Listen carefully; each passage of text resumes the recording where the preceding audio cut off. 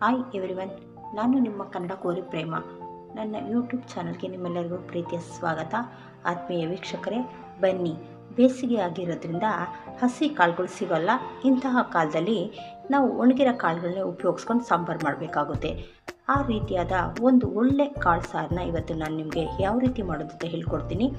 ಈ ಕಾಳು ಸಾರನ್ನ ಮಾಡೋದಕ್ಕೆ ಯಾವ ಯಾವ ಪದಾರ್ಥಗಳು ಬೇಕು ಅಂತ ನೋಡ್ತಾ ಹೋಗೋಣ. ಜೊತೆಗೆ ಯಾವ ವಿಧಾನದಲ್ಲಿ ಮಾಡಬೇಕು ಅಂತ ನೋಡೋಣ. ಬನ್ನಿ, ಹಾಗಾದರೆ ಈ ಕಾಳು ಸಾರು ಯಾವ ರೀತಿ ಮಾಡೋದು ಅಂತ ತೋರಿಸ್ತಾ ಬರ್ತೀನಿ. ನೋಡಿ, ನಾನು ಇವತ್ತು ಕಾಳು ಸಾರು ಮಾಡೋದಕ್ಕೆ ಅಂದ್ಬಿಟ್ಟು ಮೊದಲೇ ಓವರ್ ನೈಟ್ ಕಾಳನ್ನ ನೆನೆಸಿಟ್ಟಿದ್ದೆ. 2 ವಿಧದ ಕಾಳನ್ನ ತೊಗೊಂಡಿದ್ದೀನಿ, ಕಡಲೆಕಾಳು ಮತ್ತು ಅಲಸಂದಿ ಕಾಳು. ಇದನ್ನು ಇಡೀ ರಾತ್ರಿ ಪೂರ್ತಿ ನಾವು ನೆನೆಸಿಡಬೇಕು. ಜೊತೆಗೆ ಈ ಕಾಳು ಜೊತೆಗೆ ನಾನು ಅಷ್ಟು ತರಕಾರಿನ ತೊಗೊಂಡಿದ್ದೀನಿ. ಟೊಮೊಟೊ, ಬದನೆಕಾಯಿ, ಆಲೂಗೆಡ್ಡೆ, ಈರುಳ್ಳಿ. ಇಷ್ಟು ತರಕಾರಿಗಳನ್ನ ಸೇರಿಸಿ ಮಾಡಿದ್ರೆ ಕಾಳುಳಿ ತುಂಬ ಚೆನ್ನಾಗಿರುತ್ತೆ. ಮೊದಲಿಗೆ ನಾನು ಏನು ಮಾಡ್ತಾಯಿದ್ದೀನಿ ಅಂದರೆ, ನೆನೆಸಿಟ್ಟಿರೋಂಥ ಕಾಳನ್ನ ಸಪ್ರೇಟಾಗಿ ಬೇಯಿಸಿಡ್ತೀನಿ. ಯಾಕೆಂದರೆ ತರಕಾರಿ ಅದ್ರ ಜೊತೆಲಿ ಹಾಕಿದ್ರೆ ಹೆಚ್ಚು ಬೆಂದ್ಬಿಡುತ್ತೆ. ಹಾಗಾಗಿ ನಾವು ಕಾಳನ್ನೇ ಸಪ್ರೇಟ್ ಬೇಯಿಸಬೇಕು. ಆಮೇಲಿಂದ ತರಕಾರಿ ಓಪನಲ್ಲಾದರೂ ಬೇಯಿಸ್ರಿ ಅಥವಾ ಒಂದು ವಿಸಿಲ್ ತೊಗೊಳ್ಳಿ, ತೊಂದರೆ ಇಲ್ಲ. ಈಗ ಕಾಳೆಲ್ಲ ಕುಕ್ಕರಲ್ಲಿ ಸೇರಿಸಿದ್ದೀನಿ. ಅದಕ್ಕೆ ಅಗತ್ಯ ಇರುವಷ್ಟು ನೀರಲ್ಲಿ ಸೇರಿಸೋಣ. ನಾನು ಒಂದು 3/4 ಲೀಟರಷ್ಟು ನೀರನ್ನು ಸೇರಿಸ್ತಾ ಇದ್ದೀನಿ.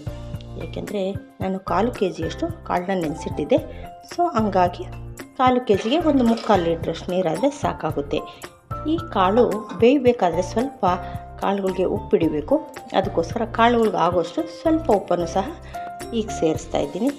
ಏಕೆಂದರೆ ಕಾಳು ರಾತ್ರಿ ಎಲ್ಲ ನೆಂದಿರೋದ್ರಿಂದ ಉಪ್ಪು ಹಾಕಿದ್ರೂ ತೊಂದರೆ ಇಲ್ಲ, ನೀಟಾಗಿ ಬೇಯುತ್ತೆ. ಜೊತೆಗೆ 1 ಸ್ಪೂನಷ್ಟು ಎಣ್ಣೆಯನ್ನು ಸಹ ಸೇರಿಸಿ ಈಗ ನಾನು ಅದನ್ನು 3 ವಿಸಿಲ್ ತೊಗೋತೀನಿ. ಆಮೇಲೆ ಯಾವ ರೀತಿ ಇದನ್ನು ಮಾಡೋದು ಅಂತ ನೋಡೋಣ. ನೋಡಿ, ನಾನು ಹಚ್ಚಿಟ್ಟಿರೋಂಥ ತರಕಾರಿಗಳನ್ನ ಈ ರೀತಿ ದಪ್ಪನಾಗಿ ಹಚ್ಚಿದ್ದೀನಿ. ಈ ಹಚ್ಚಿರೋದನ್ನ ಓಪನಲ್ಲಾದರೂ ಬೇಯಿಸ್ಬೋದು. ಅಕಸ್ಮಾತ್ ಟೈಮ್ ಇಲ್ಲ ಅಂದರೆ 1 ವಿಸಿಲ್ ತೊಗೊಂಡ್ರೆ ಸಾಕು. ಇದನ್ನು ಸಹ ಕುಕ್ಕರಲ್ಲಿ ಹಾಕಿ 1 ವಿಸಿಲ್ ತೊಗೋತೀನಿ. ಎಲ್ಲ ತರಕಾರಿಗಳನ್ನ ಇದಕ್ಕೆ ಸೇರಿಸಿ ಸ್ವಲ್ಪ ನೀರು ಹಾಕ್ರಿ ಸಾಕು. ಒಂದು ಅರ್ಧ ಗ್ಲಾಸಷ್ಟು ಹಾಕಿ 1 ವಿಸಿಲ್ ತೊಗೊಂಡ್ರೆ ಕರೆಕ್ಟಾಗಿ ಬೆಂದಿರುತ್ತೆ. ನೋಡಿ, ಇಷ್ಟು ನೀರನ್ನು ಸೇರಿಸ್ತಾ ಇದ್ದೀನಿ. ಬೇಯೋಷ್ಟು ಸಾಕು. ಸೇರಿಸಿ ಇದಕ್ಕೆ ಒಂದೇ 1 ವಿಸಿಲ್ ತೊಗೋತೀನಿ. ನೋಡಿ, ನಾವೀಗ ಈ ಸಾಂಬಾರಿಗೆ ಒಂದು ಮಸಾಲವನ್ನು ರೆಡಿ ಮಾಡ್ಕೋಬೇಕಾಗುತ್ತೆ. ಆ ಮಸಾಲ ರೆಡಿ ಮಾಡ್ಕೊಳ್ಳೋಕ್ಕೆ ಏನೇನು ಪದಾರ್ಥಗಳನ್ನ ತೊಗೊಂಡಿದ್ದೀನಿ ಅಂದರೆ, ಒಂದು ದೊಡ್ಡ ಸೈಜಿನ ಈರುಳ್ಳಿ, 2 ರೀತಿಯ ಮೆಣಸಿನ್ಕಾಯಿ, ಖಾರಕ್ಕೆ ಗುಂಟೂರು ಮತ್ತು ಬ್ಯಾಡಗಿ ಮೆಣಸಿನ್ಕಾಯಿ, ಪ್ರತಿದಿನ ಸಾಂಬಾರಿಗೆ ಉಪಯೋಗಿಸೋಂಥ ಸಾಂಬಾರು ಪೌಡರ್ 2 ಸ್ಪೂನು, ಕಾಯಿ ತುರಿ, ಜೊತೆಗೆ ಶುಂಠಿ, ಬೆಳ್ಳುಳ್ಳಿ, ಚಕ್ಕೆ, ಲವಂಗ ಎಲ್ಲವನ್ನು ಸ್ವಲ್ಪ ಸ್ವಲ್ಪ ತೊಗೊಂಡಿದ್ದೀನಿ. ಯಾಕೆಂದರೆ ಈ ಕಾಳು ಸಾಂಬಾರು ಸ್ವಲ್ಪ ಗ್ಯಾಸ್ಟ್ರಿಕ್ಕು, ಅದು ಅಸಿಡಿಟಿ ಆಗದಿರ ಇರಲಿ ಅಂದ್ಬಿಟ್ಟು ನಾನು ಸ್ವಲ್ಪ ಶುಂಠಿ ಬೆಳ್ಳುಳ್ಳಿಯನ್ನು ತೊಗೊಂಡಿದ್ದೀನಿ. 1 ಸ್ಪೂನಷ್ಟು ಧನಿಯಾ ಪೌಡರ್, ಜೊತೆಗೆ 2 ಟೊಮೊಟೊ ತೊಗೊಂಡಿದ್ದೀನಿ, ಸ್ವಲ್ಪ ಹುಣಸೆಹಣ್ಣು.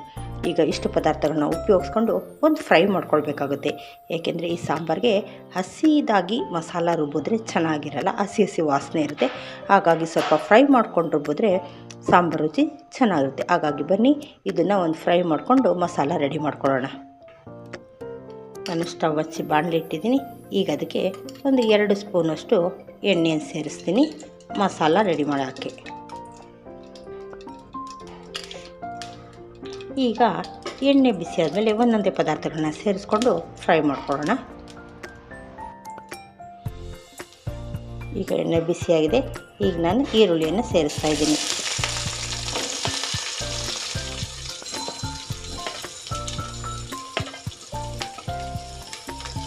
ಎಲ್ಲವನ್ನು ಒಮ್ಮೆ ನೀಟಾಗಿ ಫ್ರೈ ಮಾಡ್ಕೊಳ್ಳೋಣ.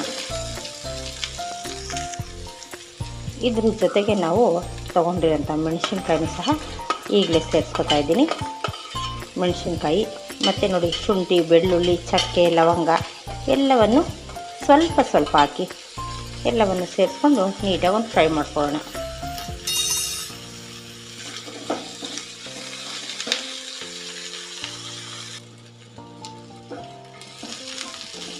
ನೋಡಿ, ಇದೆಲ್ಲ ನೀಟಾಗಿ ಫ್ರೈ ಆಗಿದೆ.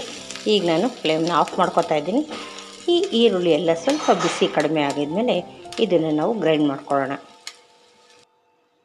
ನೋಡಿ, ಈಗ ಈರುಳ್ಳಿ ಸ್ವಲ್ಪ ಬಿಸಿ ಕಡಿಮೆ ಆಗಿದೆ. ಅದನ್ನೆಲ್ಲ ನಾನು ಜಾರಲ್ಲಿ ಸೇರಿಸ್ಕೊತಾ ಇದ್ದೀನಿ. ಕರೆದಿರೋಂಥ ಈರುಳ್ಳಿ, ಬೆಳ್ಳುಳ್ಳಿ ಮತ್ತು ಇನ್ನು ಉಳಿದಿರೋ ಮಸಾಲ ಸಾಮಾನುಗಳನ್ನ, ಪದಾರ್ಥಗಳೆಲ್ಲ ಇದಕ್ಕೆ ಸೇರಿಸೋಣ. ಈಗ ನೋಡಿ ತೊಗೊಂಡ್ರೆ ಅಂತ 2 ಸ್ಪೂನಷ್ಟು ಸಾಂಬಾರು ಪುಡಿ,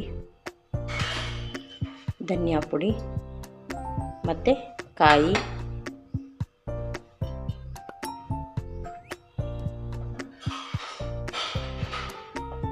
ಜೊತೆಗೆ ಈ ಸಾಂಬಾರು ಸ್ವಲ್ಪ ಗಟ್ಟಿ ಬರಬೇಕು ಅಂತಂದರೆ ನಾವು ಬೇಯಿಸಿಟ್ಕೊಂಡಿರೋಂಥ ಕಾಳನ್ನು ಸಹ ಒಂದು 2 ಸ್ಪೂನಷ್ಟು ಸೇರಿಸ್ಬೇಕಾಗುತ್ತೆ.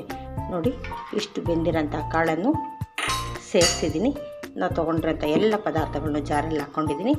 ಈ ಟೈಮಲ್ಲಿ ಸ್ವಲ್ಪ ಹುಣಸೆಹಣ್ಣು. ಈಗ ನಾನು ಇದನ್ನು ಗ್ರೈಂಡ್ ಮಾಡ್ಕೊಂಡು ಬರ್ತೀನಿ. ಈಗ ಈ ಸಾಂಬಾರನ್ನ ಒಂದು ಒಗ್ಗರಣೆ ಕೊಟ್ಟು ಕೂಡಿಸ್ಕೊಳ್ಳೋಣ. ನಾನು ಸ್ಟವ್ ಮೇಲೆ ಒಂದು ಬೌಲ್ ಇಟ್ಟಿದ್ದೀನಿ. ಅದಕ್ಕೆ ಒಂದು 3 ಸ್ಪೂನಷ್ಟು ಎಣ್ಣೆಯನ್ನು ಸೇರಿಸ್ಕೊತಾ ಇದ್ದೀನಿ. ಎಣ್ಣೆ ಬಿಸಿಯಾಗಿದೆ. ಈಗ ಅದಕ್ಕೊಂದು ಅರ್ಧ ಸ್ಪೂನಷ್ಟು ಸಾಸಿವೆಯನ್ನು ಸೇರಿಸ್ಕೊತಾ ಇದ್ದೀನಿ. ಜೊತೆಗೆ ಸ್ವಲ್ಪ ಬೆಳ್ಳುಳ್ಳಿ, ನಾವು ತೊಗೊಂಡಿರೋಂಥ ಈರುಳ್ಳಿಯನ್ನು ಸಹ ನಾನು ಒಗ್ಗರಣೆಗೆ ಹಾಕ್ಕೋತೀನಿ.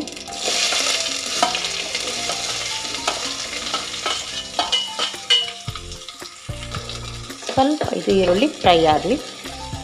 ಈಗ ಇದಕ್ಕೆ 1-2 ಟೊಮೊಟೊನು ಸಹ ಸೇರಿಸ್ಕೊಳ್ಳೋಣ. ನೋಡಿ ಈರುಳ್ಳಿ ಸ್ವಲ್ಪ ಫ್ರೈ ಆಗಿದೆ. ಈಗ ನಾನು ತೊಗೊಂಡ್ರೆ ಕರಿಬೇವು ಮತ್ತು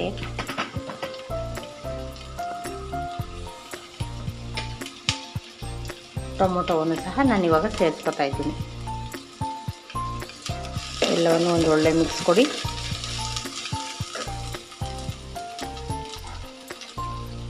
ಈಗ ತೊಗೊಂಡಂಥ ಟೊಮೊಟೊವನ್ನು ಸೇರಿಸ್ಕೊಳ್ಳೋಣ. 2 ನಿಮಿಷಗಳ ಕಾಲ ಈರುಳ್ಳಿ ಮತ್ತು ಟೊಮೊಟೊ ಫ್ರೈ ಆಗಲಿ. ನೋಡಿ ಈರುಳ್ಳಿ ಮತ್ತು ಟೊಮೊಟೊ ಚೆನ್ನಾಗಿ ಫ್ರೈ ಆಗಿದೆ. ಈಗ ನಾವು ರುಬ್ಬಿಟ್ಕೊಂಡಿರೋಂಥ ಮಸಾಲವನ್ನು ಕೂರಿಸೋಣ. ಮಸಾಲವನ್ನು ತುಂಬ ನೈಸಾಗಿ ನಾವು ರುಬ್ಕೋಬೇಕಾಗುತ್ತೆ.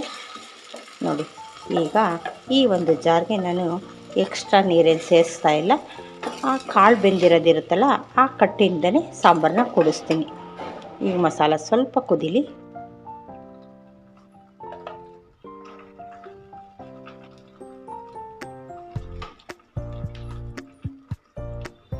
ನೋಡಿ ಈಗ ತೊಗೊಂಡಿರೋಂಥ ಮಸಾಲೆ ಎಲ್ಲ ಕುದಿಯೋದಕ್ಕೆ ಪ್ರಾರಂಭ ಆಗಿದೆ.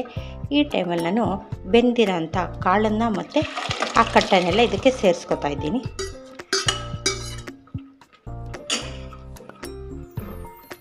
ಜೊತೆಗೆ ಸಪ್ರೇಟಾಗಿ ಬೇಯಿಸಿರೋಂಥ ಆಲೂಗೆಡ್ಡೆ ಮತ್ತು ಬದನೆಕಾಯಿ ಕೂಡ ನಾನು ಈಗ ಇದರಲ್ಲಿ ಸೇರಿಸ್ಕೊತಾ ಇದ್ದೀನಿ. ಈಗ ಇದೆಲ್ಲ ನೀಟಾಗಿ ರುಚಿಗೆ ತಕ್ಕಷ್ಟು ಉಪ್ಪನ್ನು ಸೇರಿಸಿ ಒಳ್ಳೆ ಕುದಿ ಬರೋವರೆಗೂ ಇದನ್ನು ನಾವು ಕುದಿಸ್ಬೇಕಾಗುತ್ತೆ. ನೋಡಿ ನಾವು ಆಲ್ರೆಡಿ ಕಾಳು ಬೇಯುವಾಗ ಸ್ವಲ್ಪ ಉಪ್ಪು ಹಾಕಿದ್ವಿ. ಈಗ ನೋಡಿಕೊಂಡು ಇನ್ನು ಸ್ವಲ್ಪ ಉಪ್ಪನ್ನು ಸೇರಿಸ್ಕೊಳ್ಳೋಣ. ಸಾಕಾಗುತ್ತೆ. ಅಷ್ಟು ಉಪ್ಪನ್ನು ನಿಮ್ಮ ರುಚಿಗೆ ತಕ್ಕಷ್ಟು ಉಪ್ಪನ್ನು ಸೇರಿಸ್ಕೊಳ್ಳಿ. ಸ್ವಲ್ಪ ಅರಿಶಿನ ಪುಡಿಯನ್ನು ಸಹ ಸೇರಿಸ್ತಾ ಇದ್ದೀನಿ. ಸೇರಿಸಿ ಈಗ ಒಳ್ಳೆಯದೊಂದು ಮಿಕ್ಸ್ ಕೊಟ್ಬಿಟ್ಟು ಈ ಸಾಂಬಾರು ಚೆನ್ನಾಗಿ ಕುದಿಬೇಕು. ನೋಡಿ ಈ ಕಾಳು ಸಾಂಬಾರು ತುಂಬ ತೆಳುವಾಗಿರಬಾರ್ದು, ಏಕೆಂದರೆ ಇದು ಊಟಕ್ಕೋಸ್ಕರ ಮಾಡ್ತಿದ್ದು. ಮುದ್ದೆಗೆ, ಅನ್ನಕ್ಕೆ ಎಲ್ಲದಕ್ಕೂ ಅಡ್ಜಸ್ಟ್ ಆಗಬೇಕು. ಹಾಗಾಗಿ ಕನ್ಸಿಸ್ಟೆನ್ಸಿ ಇಷ್ಟಿರಬೇಕು. ಇಷ್ಟು ಗಟ್ಟಿಗಿದ್ರೆ ಸಾಂಬಾರು ರುಚಿಯಾಗಿರುತ್ತೆ. ಈಗ ಇದನ್ನು 5 ನಿಮಿಷಗಳ ಕಾಲ ಕುದಿಯೋದಕ್ಕೆ ಬಿಡ್ತೀನಿ. ನೋಡಿ ಸಾಂಬಾರು 5 ನಿಮಿಷಗಳ ಕಾಲ ಚೆನ್ನಾಗಿ ಕುದ್ದಿದೆ ಮತ್ತು ಕನ್ಸಿಸ್ಟೆನ್ಸಿನೂ ಸ್ವಲ್ಪ ಗಟ್ಟಿಯಾಗಿದೆ. ಈ ಒಂದು ಟೈಮಲ್ಲಿ ನಾವು ರುಚಿಗೆ ಸ್ವಲ್ಪ ಕೊತ್ತಂಬರಿಯನ್ನು ಸೇರಿಸ್ಕೊಂಡು ಫ್ಲೇಮ್ನ ಆಫ್ ಮಾಡ್ಕೊಳ್ಳೋಣ. ಇದಕ್ಕೆಲ್ಲ ಒಂದು ಮಿಕ್ಸ್ ಕೊಟ್ಟು ಈಗ ಚೆನ್ನಾಗಿ ರೆಡಿಯಾಗಿದೆ. ಈಗ ನಾನು ಫ್ಲೇಮ್ನ ಆಫ್ ಮಾಡ್ತಾಯಿದ್ದೀನಿ. ನೋಡಿ ಅದ್ಭುತ ರುಚಿಯುಳ್ಳ ಕಡಲೆಕಾಳು ಮತ್ತು ಆಲೂಗೆಡ್ಡೆ ಬದನೆಕಾಯಿ ಸಾಂಬಾರು ರೆಡಿಯಾಗಿದೆ.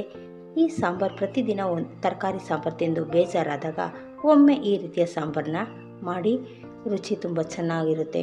ಇದು ಮುದ್ದೆ ಜೊತೆಗೆ, ಅನ್ನದ ಜೊತೆಗೆ ಚಪಾತಿ ಎಲ್ಲದಕ್ಕೂ ಶೂಟ್ ಆಗುತ್ತೆ. ಹಾಗಾಗಿ ನಿಮ್ಮೆಲ್ಲರಿಗೂ ಈ ರೆಸಿಪಿ ಇಷ್ಟ ಆಗಿದೆ ಅಂತ ಭಾವಿಸಿದ್ದೀನಿ. ಇಷ್ಟ ಆಗಿದರೆ ಲೈಕ್, ಶೇರ್, ಸಬ್ಸ್ಕ್ರೈಬ್ ಮಾಡೋದನ್ನ ಮರಿಬೇಡಿ. Thank you.